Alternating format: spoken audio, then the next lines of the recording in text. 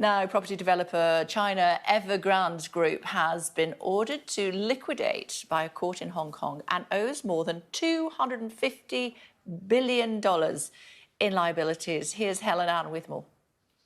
Well, look, Evergrande is really the poster child for the crisis in China's property market. Today, a very big day for that company and for China's economy more broadly. It is the world's most indebted property developer.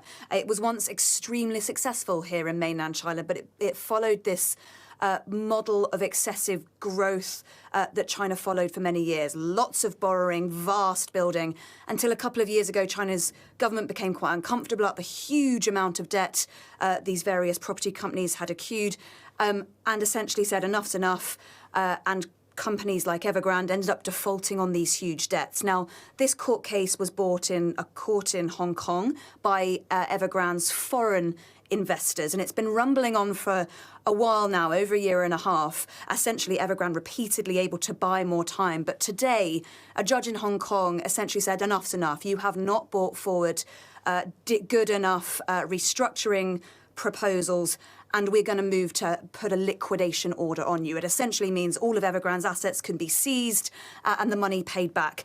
It will have huge implications in China's financial markets. It could prove a test case for many other developers that have essentially been facing these difficulties. But whether it's actually seen through and the impact on Chinese people, still a little bit uncertain. And that's because, although, of course, Hong Kong officially part of China, the jurisdictional sort of complications in the one-party, two systems, Beijing could opt to ignore it, meaning that it's prioritising essentially the many Chinese people who have not had homes delivered by this huge company that essentially went under.